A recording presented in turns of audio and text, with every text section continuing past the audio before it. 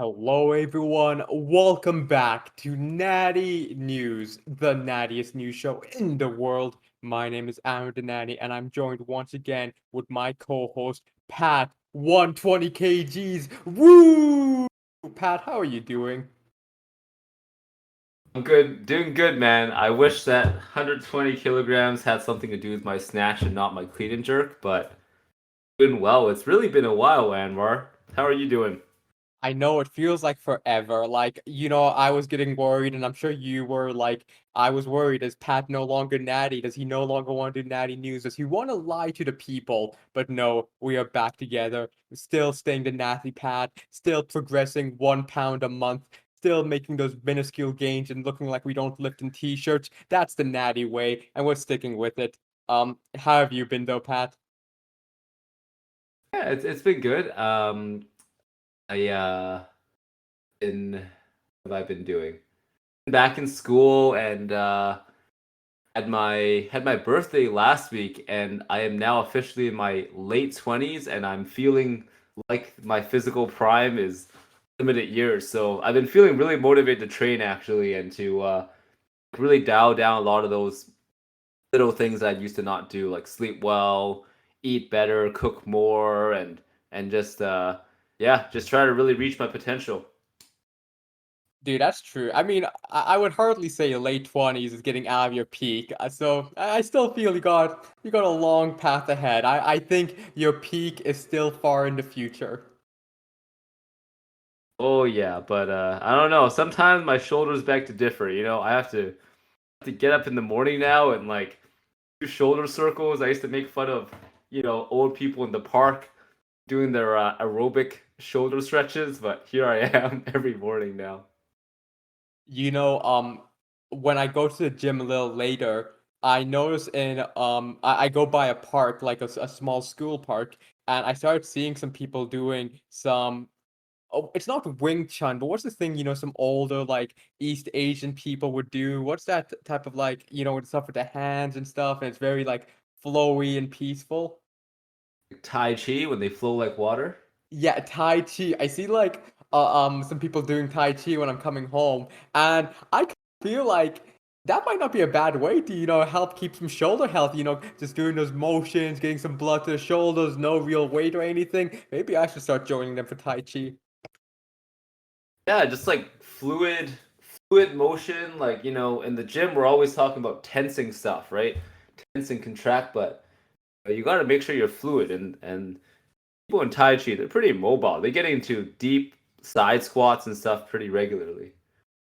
Yeah, I know it is, and it's like it seems like a low barrier of entry. Maybe I should just watch some Tai Chi videos on YouTube and start following along. Maybe that'll be my next path, forget lifting weights or doing triathlons and all that stuff. All I care about is becoming a Tai Chi master. It's the next logical step, man. That's you'll be running marathons. You'll be drinking oat milk and doing Tai Chi on your Saturday mornings. It's funny actually. I tried oat milk very recently, and Pat, I'm a fiend for dairy. The dairy industry, I'm the number one customer.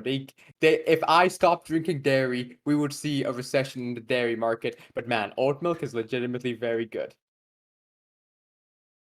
And if you said otherwise, I might have to step off. Oat milk in a macchiato is amazing. Oh, look at you. You go to Europe and now this is a new Pat macchiato. Next time you're gonna tell me is that you've been enjoying your cappuccino, Mr. Fancy Pantsy. You really are in your late 20s. Pat macchiato woo. I want that intro. Oh, that would have been a better one. Oh, we gotta save it for later. Um, yeah, no, actually, how how is the macros of oat milk? I've never even looked at it, which is surprising because I'm always kind of like really anal about those details. But how does it compare to regular milk? And I promise we'll get into the topic eventually. But oat milk, I think, well, it's not as much protein as like a cup of milk, right? Which I think is like somewhere between 8 and 10 grams of protein. Oat milk's probably like 4 grams of protein. But at the end of the day, if you're putting it in coffee, you're probably putting in 2 ounces. So it's it's not very high fat. Like it's got uh I think it's mostly carbohydrates to be honest, but Yeah. Yeah, that makes sense. But it is good, and you're right. If you're just using it for coffee, I mean, even using milk for coffee, it's not like a significant amount of protein. It's not like you're going to be making any muscle from having that like shot of milk in your coffee. Oh Yeah, if you're putting enough milk in your coffee that you're getting good protein, you're not drinking coffee anymore. man. Someone should make that. They should make like muscle coffee. I'm sure there's a product that exists like that, but I would like that. Get more protein while getting that energy boost. Um, that could be our Right. next. That could be our Natty News entrepreneurship, starting protein coffee. That's Um, gonna be the game.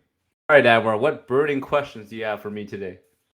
yeah, no, enough of this little chit chat. People do not come here for our chit chat. They come here for some natty knowledge. So, Pat, what question I have for today is actually something a friend of mine asked me. So I was working out with a good friend of mine, and he's been, recently getting into the gym, making some gains, working hard, and he's a busy man. He does a lot of stuff. And so he's all about optimizing his time at the gym. So he came to me and he was like, Anwar, I was thinking, why do I need to do so many sets and reps? Like the whole point of going to the gym is to get my muscles tired so it rebuilds and goes to protein synthesis and all that good stuff. Why do I need to do like 5 sets? Well, I could just do 1 set and just be so intense at it. So his idea was like, instead of spending an hour at the gym, I could just spend 15 minutes. I could go to the gym, I could do 1 hard set of bench press, really go to failure, get completely exhausted. Then I could go do a set of pull-ups and same thing, get completely exhausted. Then I can go do a set of overhead press and get, and so on and so forth. And I can go home and be fully optimized and then be jacked. And he kind of used Dorian Yates as an example. Now, first and foremost, I think I would love to hear what you think, and I'd love to hear what you think of why I believe that wouldn't work. First of all, Dorian Yates was a monster. Not only was he obviously non-natty, but he also was at a level of intensity I think most of us cannot reach. I think one of the Mm, things about intensity is it's not a very much it's not a quantifiable measurement. Like you can't really say, oh, this was an 8 out of 10 intensity because so much of intensity is based off your perception. Where I might think that that was all I had in my tank, but is that reality? Was that truly like a 10 out of 10 intense workout? Where I feel then everyone's a little different. So what's intense to someone might not be the same level of intensity to some others. So you then add that variable rate to it. And then another thing too is when you do a super intense set or when you do something really heavily exertion, you have a high risk of injury. And I mean, you and Pat, you and I have been there all the time. We always get those, we go for those reps we shouldn't have, where that's when we kind of snap our stuff up, where we kind of get injured or just like feel crappy or just really regret going for those extra reps. And I feel mm. when you try to keep such a high level of intensity, you do risk a higher level of injury. But with both of those things being talked about, I am wondering, do you think if someone could have a high enough level of intensity while keeping good form, could they get away with just doing a few sets and make as much muscle as someone doing a high volume workout, assuming both are fully natural? Yeah, it's this is a tough question, and then what I'm saying is not entirely based on proven research. It's some basis, but then some of it is kind of me putting pieces together. I personally think that 1 set for most people is not going to be enough. Even the way Dorian Yates did it, for those of you who didn't know, his called it hit high intensity training. And let's use a bench press as an example. He would go and push out as many as he could by himself. And that's what most people would call failure. That's failure. Oh, I stopped by myself. But it's never over there with the way his training was. It was mandatory to have a training partner to help him grind out. First, he'd give him mild help, maybe do 2 or 3 reps. Then he'd go balls to the wall. Pretty much the training partner's lifting half the weight, and he just grinded out. And on the very last rep, he would still lower that eccentric, go against gravity, right? So it's really almost, you could almost argue it's almost like 3 mini sets in one. his version of failure was not a single set in what a traditional person would do, right? It's not something you can achieve without a training partner. Now, I think I personally think that there's good research to show that training of failure can increase muscle. There's good research to show that lots of volume can increase muscle, and I think that if you can do maybe 3 sets and you really, really go to failure, sure, you might be able to match someone going 6 or 7 sets a week, not going to failure. But the prerequisites is, this going to failure really requires, for the most part, a lot of intensity. You got to come in really wanting it. And secondly, on a lot of exercises, you're going to need help. Like, it's not, you might not be able to do it by yourself. That's actually a very good point about Dorian Yates having his gym partners helping him out.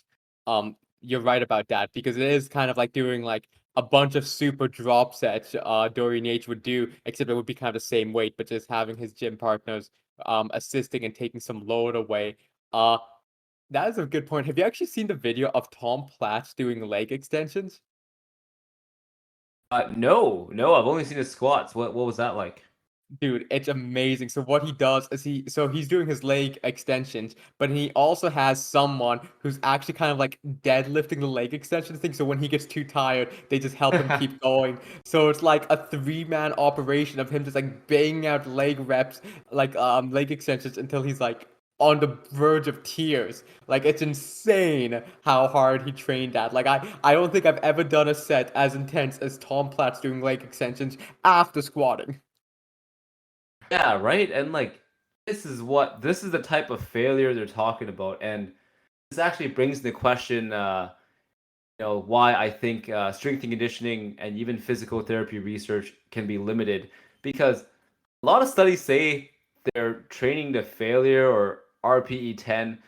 Are they really like? Are what kind of RPE 10 are we talking about? Are we talking about your regular Joe who just says, I can't do another one? Or are we talking about Dorian Yates RPE 10, right? So there's such a huge spectrum. And I think if you're training that hard, of course you're going to get gains. Like, that is, like, it doesn't take an expert to know that you're tearing apart some muscle fibers there.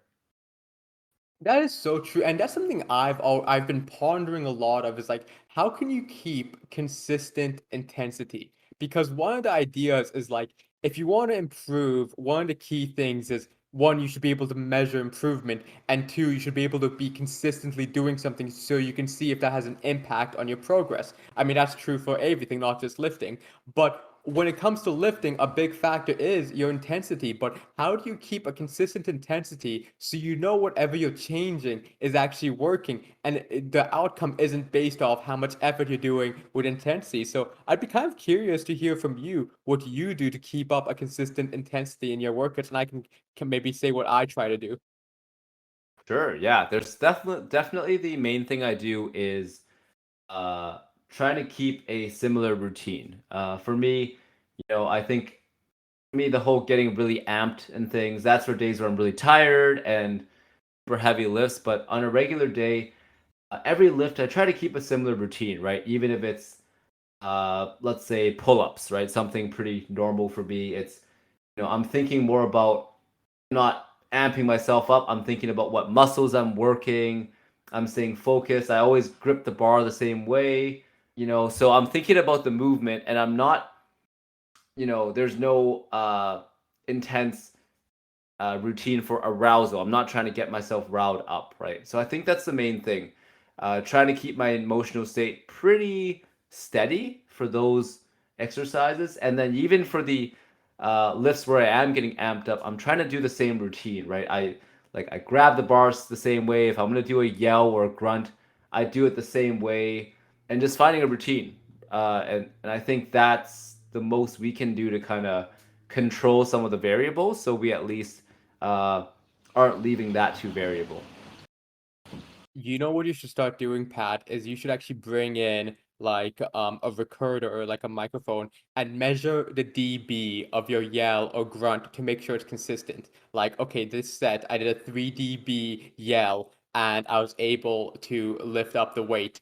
But in this next workout, I only did a 2 dB yell, and I wasn't able to make it. Like, I want to see some data on the volume of your yell and how much weight you can lift. I feel like there's going to be a linear correlation.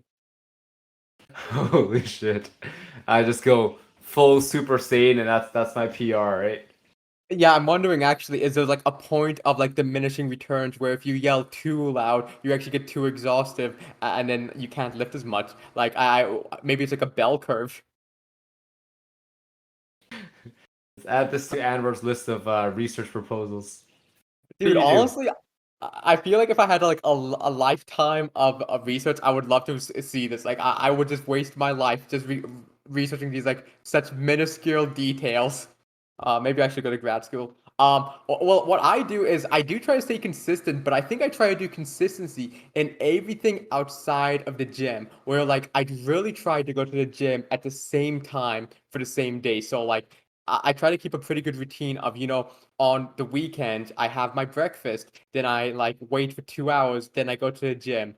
And like on the work days, I normally, come back home, eat some food, and then I go to the gym about 2 hours later. Like I try to keep consistency and sleeping the same amount of time and trying to have all external factors the same, because when I come to the gym then it's kind of like I'm at the same level of fatigue. So as long as I perceive that I'm giving myself enough exertion, it should be pretty consistent. But then I was also thinking about, I remembered listening to OG powerlifting and streamer Ben Rice, and he would never like listen to music or get super like hyped up before a lift, because his logic was like, I want to be in the same state of mind for every lift. And he was like an 800-pound deadlifter, and it's just so crazy that he was just like calm in mind, just focused, and was able to do 800 pounds. Where for like a lot of us, is like when we go for those big PRs, we get all like hyped up listening to our like favorite song and just getting all like, oh, let's do this, and doing all that good stuff. And it makes me think, is that maybe counterproductive? Like you get that short-term benefit of like making a PR, but long-term, getting to that same state of mind is very inconsistent. Stuff could happen where you're not going to feel that intense and going to be able to get into that like really hyper aggressive mindset. And so it makes me think about that as like using music and stuff more detrimental. I've been trying to maybe not have as much like hype up songs or stuff when I lift. Yeah. Well, I think I think it can be in moderation, right? I think if you're just like all the other things, like pre-workout and getting back slaps and like getting 8 hours of sleep, not all these things are things you'll have every day, but I think in moderation, right? Like there are gonna be lifts where if you're trying to PR, you not only have to be on point from a muscular perspective, you do have to be like amped up from a neural perspective. So I think it's something that's okay to do, and just as long as you're not doing it every set of every rep, right? It's not like some of the shit you see on the internet where they're like, take every set like it's your last, like bring it to failure, you're a warrior, right? Like that's not how it should be. You want to save that kind of like all out effort in small bursts for your PR list, and I think that's okay. I think it's okay to use hype up music at that point. Yeah, in moderation. I'm speaking of hype up. What do you think about smelling salts? Like, what is it, ammonia or whatever they use? Have you ever used it? Uh, I've smelled it once because I was asked to, and I can see why it works. It just smells like ass, man. It just you smell it and you definitely wake up. Like your body literally just has like a sympathetic nervous system response because it smells so strong. Oh my goodness. Yeah, I've smelled it too. And you're right, it does smell awful, but I do wonder if like that, because some people it definitely helps them a lot, but I feel like I would just get be too distracted from the smell. I'd be like I couldn't focus on lifting a weight. I'm just like, that's disgusting. I don't want to lift. I just want to get my mind off this awful smell. Yeah, man. It's just like a to each their own thing, right? Like there's all sorts of stuff people do. Some people meditate to get amped up. Some people yell. Some people like backslap. Some people don't. And smelling salts. I think it's okay to use amp up methods. I think everyone actually, if you want high performance, like I think you have to have one. I think it's good to have a go-to way to bring up the intensity when you need to. Dude, I remember watching this one video of like it was like an equipped powerlifting meet, and a guy was getting ready to do a squat, and the person did a closed fist punch to the face before the guy even started squatting. And oh, I've been searching for that video because it was like it only had like 1,000 views, but I was like, dude, this guy, this is an intensity I've never seen, and he got to squat. So someone like punched him close fisted. Then he did like a crazy squat, and I was like, dude, this is a whole nother level of intensity. And he was in fight or flight mode right there. Yeah, and like, there's no way you could do that consistently. Like, imagine before every set, someone punched you in the face. Hey, but if you reserve it, you might have a little bit of contusions. But hey, once a year, a PR world record might be worth it.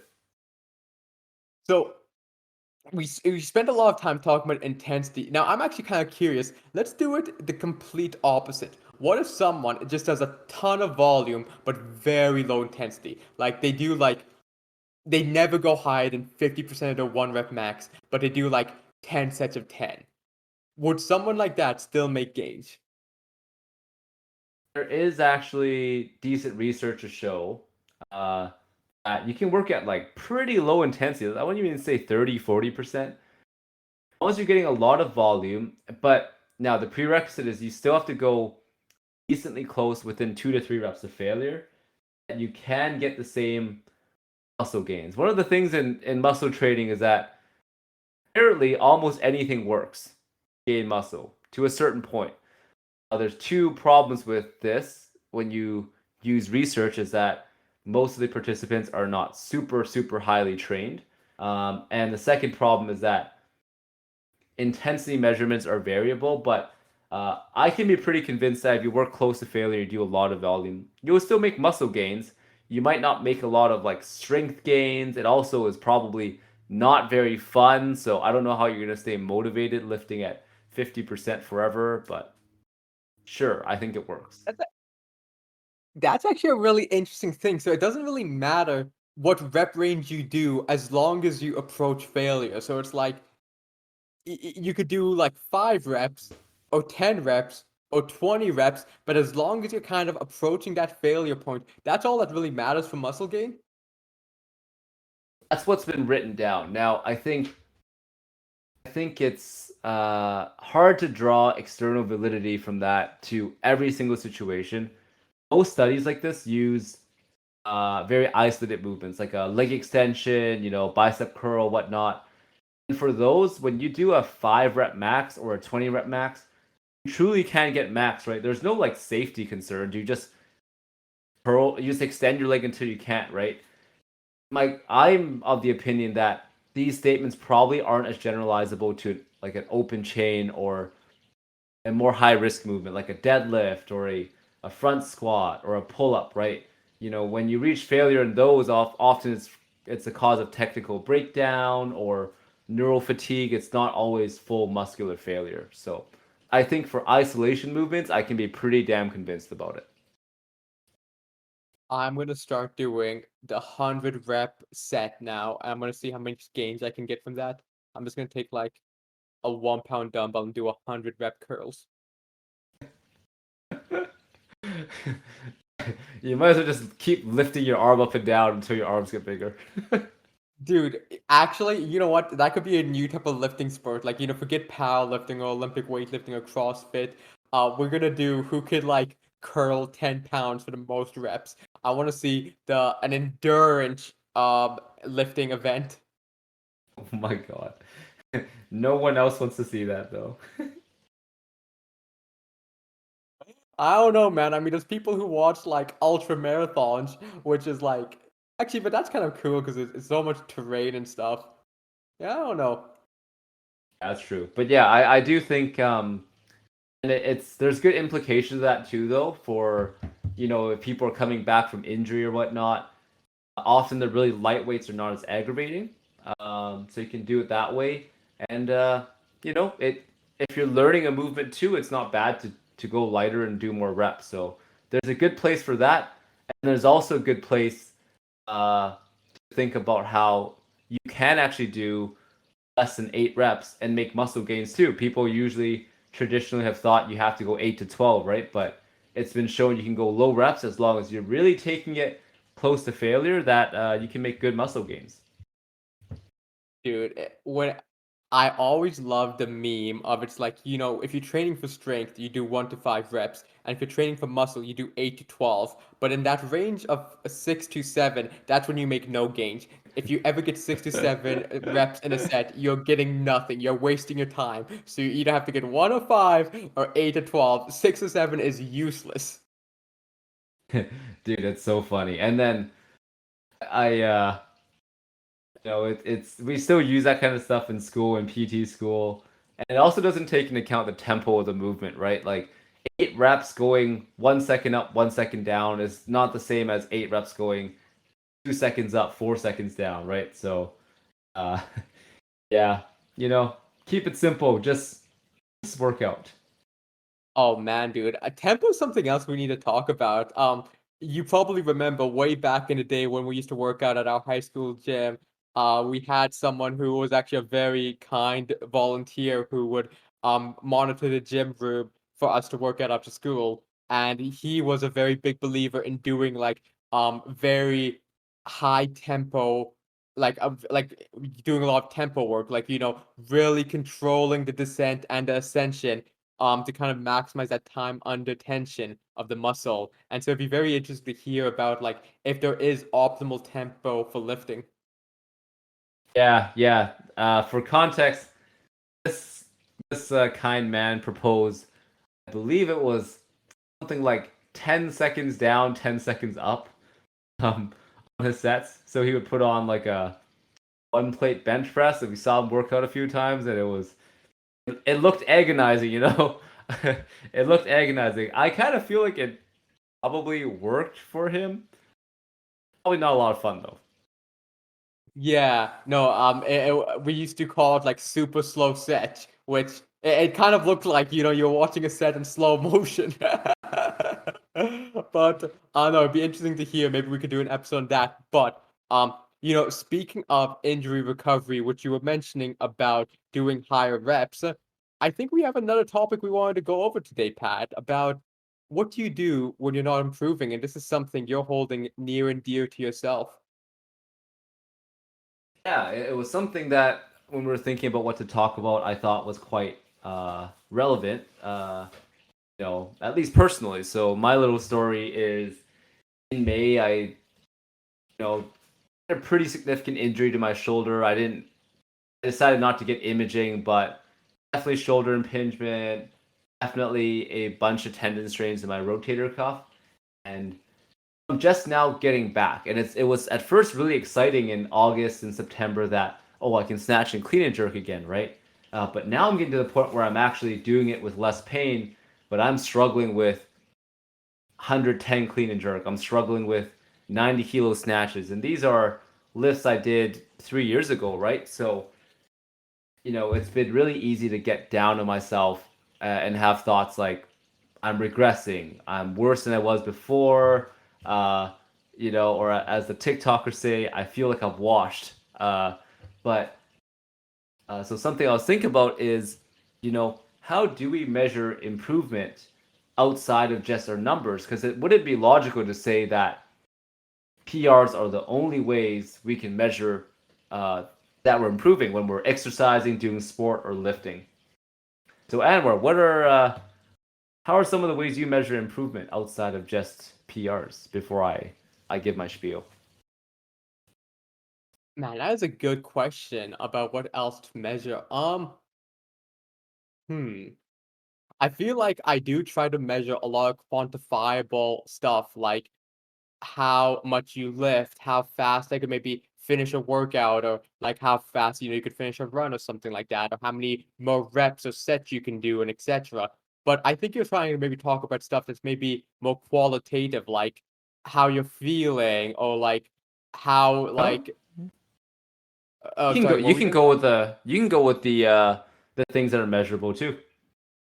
Both. Yeah, I think I oftentimes look at a lot of quantifiable metrics. So like I mean, I do like a lot of numbers and stuff. So, and I think I've talked about it before. Like, I mostly wear like my smartwatch and stuff when I go to sleep to kind of measure, how much sleep am I getting, how much REM am I in, and how are the cycles looking and stuff like that.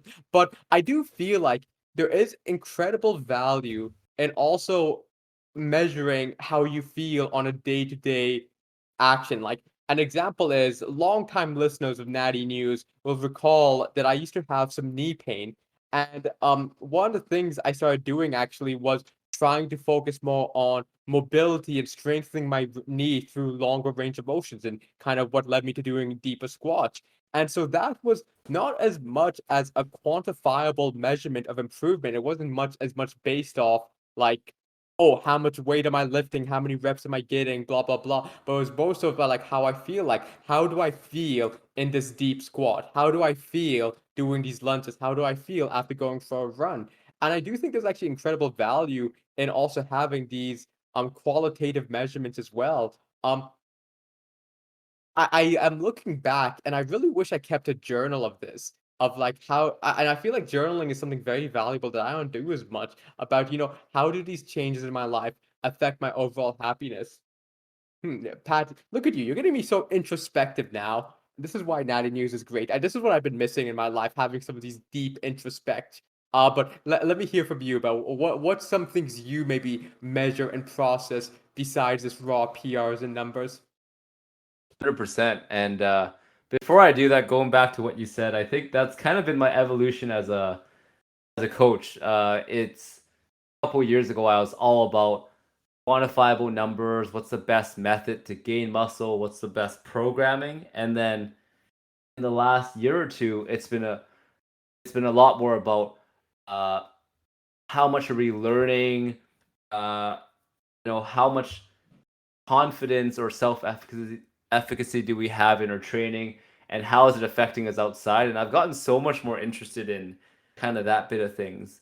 But I agree with a lot of what you said, Anwar. I think I totally agree to measure things. And what you said there that was really great was to measure things outside of just how much weight you're lifting, because there's so much more, right? You mentioned sleep, you mentioned you're sleeping, right? And then also some of those less measurable metrics, like how is your pain levels, how is your happiness towards working out? Like, are you enjoying this thing? Because none of us have to train, right? So it's an important thing to reflect on.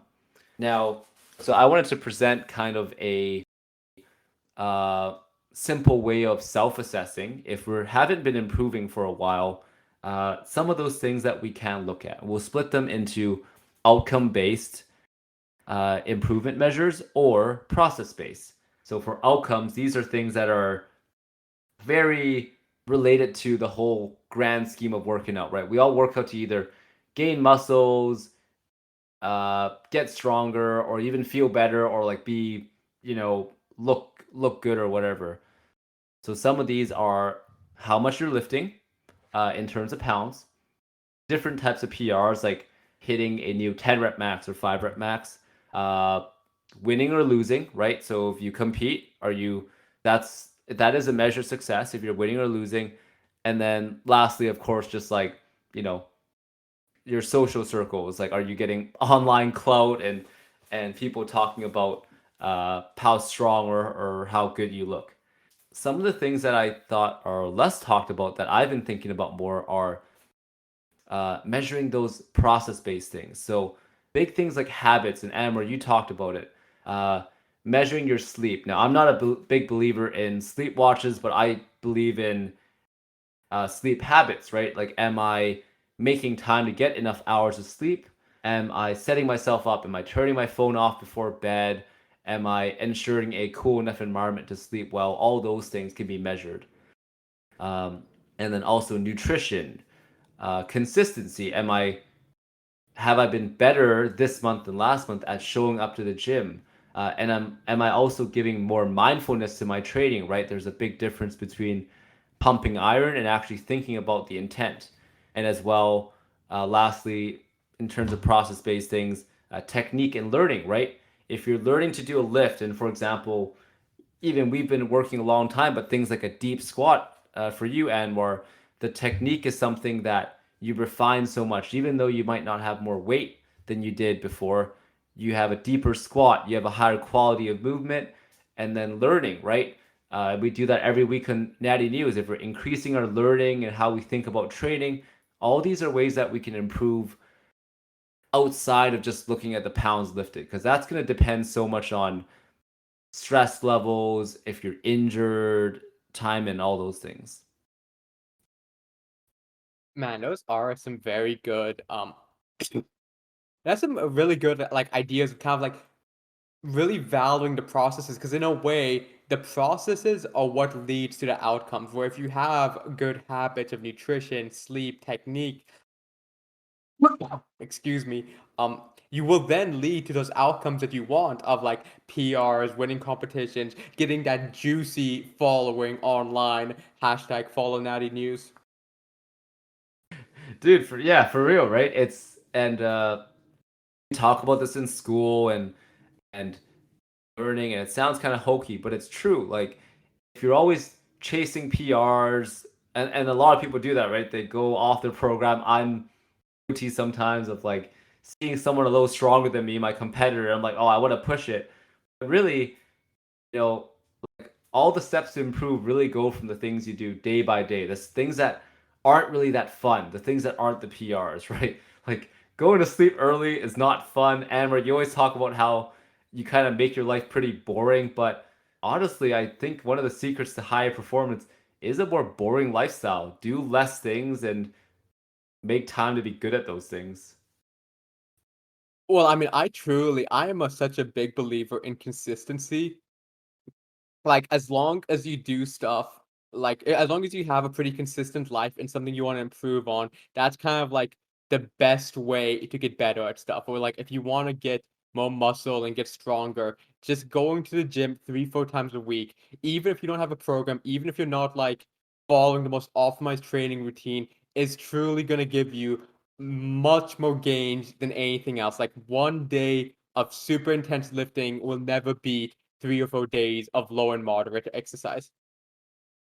Definitely, definitely. And then especially the person that's doing low to moderate exercise, takes care of his sleep, eats well, and then just protects his energy so that when he's in the gym, he's actually present and not just trying to lift 5 more pounds, but hurt himself doing so.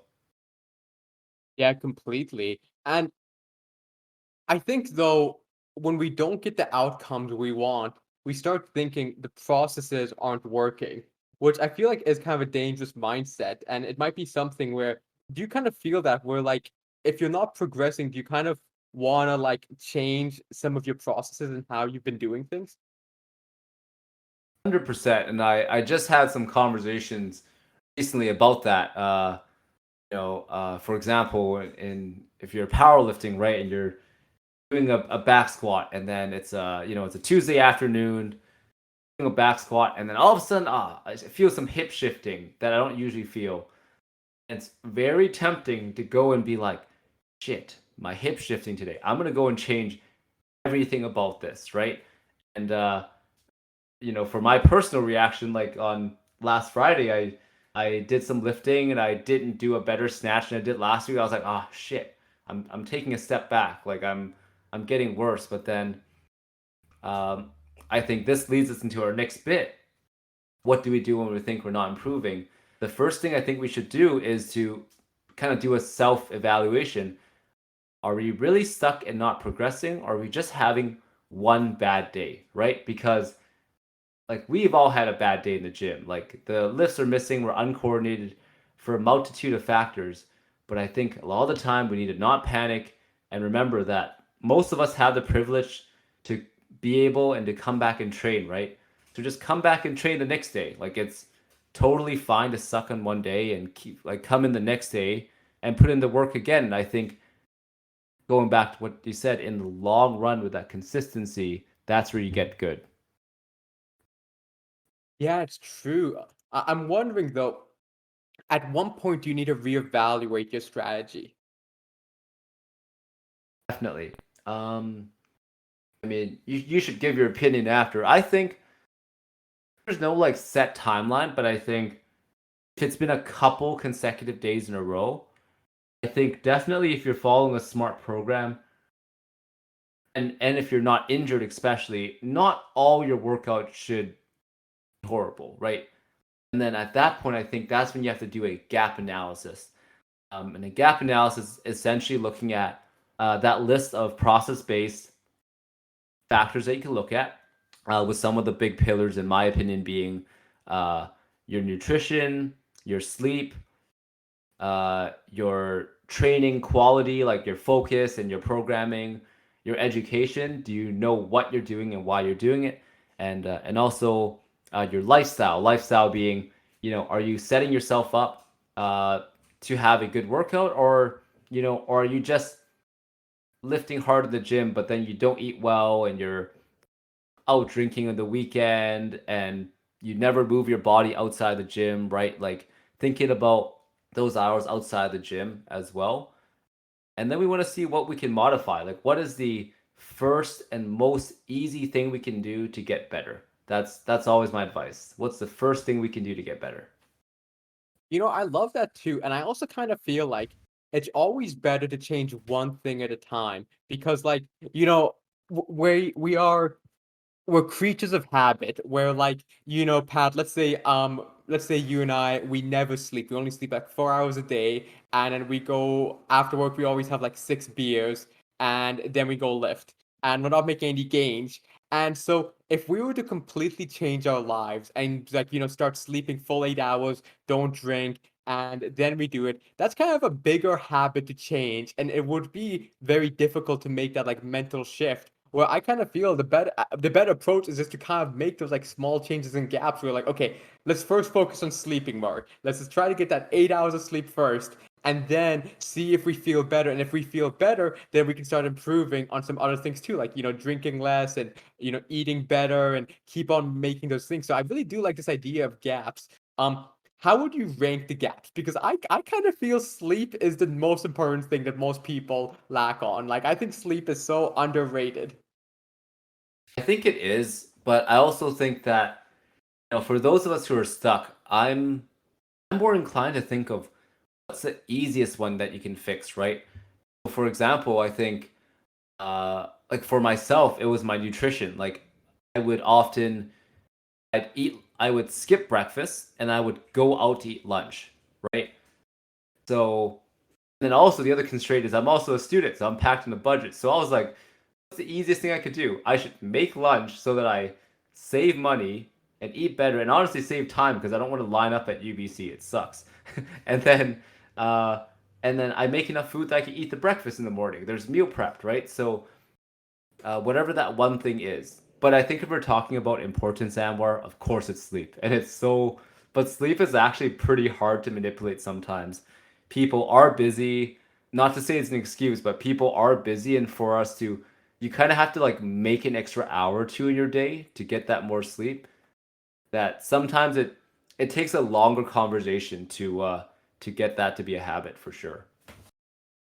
Yeah, true. Sleep is like, I feel like more and more people are talking about it, but it's one of those things where, yeah, it's such a hard one to build up, but it's so important. Like every time I hear more about sleeping, I'm like, man, I don't sleep enough. Yeah, it's really hard. Like with all the things we have to do, and relaxing is a thing too, right? Like that's not a. I would say that relaxing is just an important part of a day, right? With all those things to do, it's tough to get 8 hours in. It's really tough. Like I struggle with it, honestly.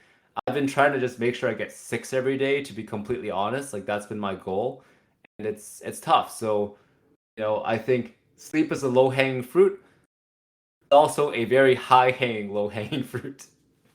How do you function off 6 hours a day?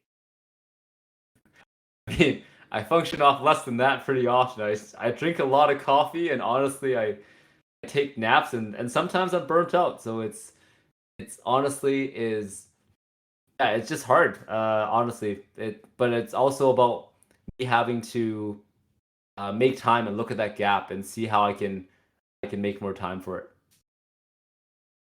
Damn. So That's really awesome, and I think, you've been really kind of I really like this approach you have about looking past the outcome-based goals and really think about processing, and it is true because I feel like that is if you follow good processes and have good habits, that's kind of the key foundation where you don't really even need to think about hitting PRs because you're gonna hit PRs naturally.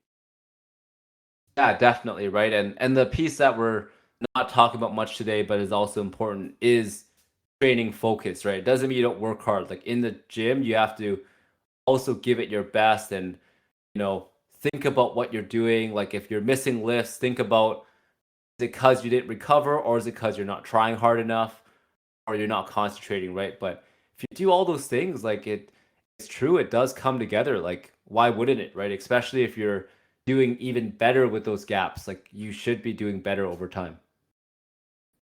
Well, Pat, you're gonna make me analyze all my processes now and see what I can optimize. As you I should, right? think That's the fun of it. Yeah, go ahead. no, I was gonna say, oh, so we already mentioned sleep, but besides that, what's maybe one process you're really gonna focus on improving? For me, Yeah. it's for me, I think it's all related. It's like lifestyle and timing. I think I've kind of figured out that I am just not the most high energy human. Like I cannot.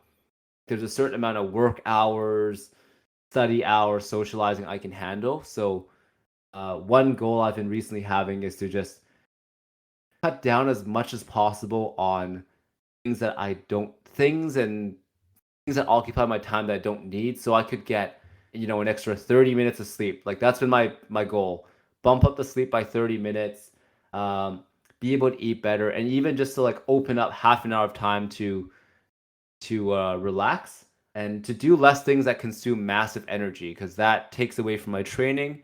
And I kind of recognized recently that if I really want to make it a priority, then overall I need to find ways to protect my energy. So it's about lifestyle and making time to kind of let my system down regulate. That's a really interesting idea of protecting energy. I never thought of it that way, but that is actually a very smart way where if you like are filling your day with a bunch of stuff and then you go to the gym, even if you didn't do so much physical stuff, you're still gonna be kind of drained with your energy. Yeah, that's the way it's been a very tough thing to think about, because it almost sometimes makes me feel like am I just rephrasing being lazy? Because it's, I was sort of thinking if I study as hard as I can all the time and I work as many hours as I can and I work out as hard as I can, it kind of makes sense that it'd be hard to be really good at all those things at the same time. So, you know, kind of gone to like I've got to rearrange that pie a little bit. Like I've got to take effort off some other things to put more effort into something like training. Yeah, I feel you on that. I think my major problem is more with procrastination, where like I have all this stuff needs to be done, and I'm kind of just like, you know what? I can do it later. And then later comes, and then it's just like, the cortisol levels are just at peak, and I'm just rushing through trying to get everything. I'm like, oh, why is there so much work? Where I feel like if I better manage my time, I could have gotten everything done while not being as stressed. Yeah. Would you say that's kind of if you're thinking about it now, is that kind of your big gap that's holding you back? Yeah, I think so. I think I do get in the habit of procrastinating a little too much. But this one, I think this would be a harder one to break than sleeping. I'm actually pretty good with sleep. Yeah, right. Everyone's got that thing. I'm actually not bad with the time management, but man, trying to go to sleep at 11 p.m. is just it's an absolutely ridiculous concept to me. I don't know why. Yeah, I don't know. I think I get stressed if I don't sleep enough. So I'm just like, I need to sleep. Like if I'm up and it's like midnight, I'm like, what am I doing? I need to be in bed right now. Ah, okay. Yeah, that's a great habit. And Um, yeah, yeah, no, I was gonna say, I think we've covered everything. Anything else you wanted to add? yeah, I think we've gone through and what you do when you're not improving, right? Reevaluate, is it just a daily thing, or are you really kind of missing something? And then look at the gaps, find your gaps. I think the last step that's really, really hard for me and a lot of people is then thinking, what are you actually willing to sacrifice to reach your goal? For me, my immediate goal is to get back to the national level, and then I really do want to get to the point where I can kind of compete to get on a, you know, win something at nationals, get closer to international team. But I recognize that to do that, I have to sacrifice probably a lot of socializing. I probably have to, I don't get to participate in as many like outside of school events. I don't get to hang out all the time. I don't get to eat whatever I want anymore. Um, and I kind of had to think, wow, I have to kind of rearrange my life around training, which I don't think I've really, really done in years past.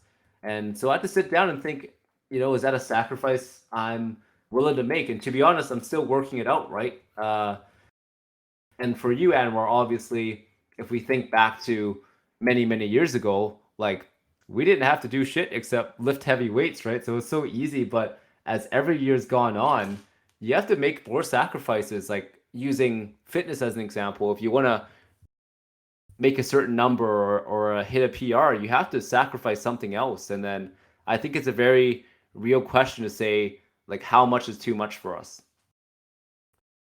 Completely. No, you've hit the nail on the head about like prioritizing, like how important is it for me to, bench some more weight or lift some more weight compared to other things going on in life, which is very true. Um, well, Pat, whatever path you go down, I'm all for. Like, I think Pat, national competitor Woo would be pretty cool, but I also understand there's a lot on your plate. Yeah, I mean, don't get me wrong. I am 100% full steam going for it. Uh, yeah, it's been a very funny thing, and I think it's really valuable for everyone to think about. For those who are stuck in their progress, like first think about like why you're not progressing, but at some point thinking, there might be things I'm not doing that are hindering my progress. Maybe you're just recreational. Maybe you only have 2 hours a week to work out, and kind of having reasonable expectations for the amount of sacrifice you're willing to make. And I think that can really help with satisfaction towards goals. All right, fantastic. I think that's such a good way to close out today's episode. I want to thank everyone for listening and being so supportive for Natty News. I know we were on a bit of a hiatus, but we're back and we're back to give some more good Natty knowledge. With that being said, hope you all are making those Natty gains and Natty News out. Any news out?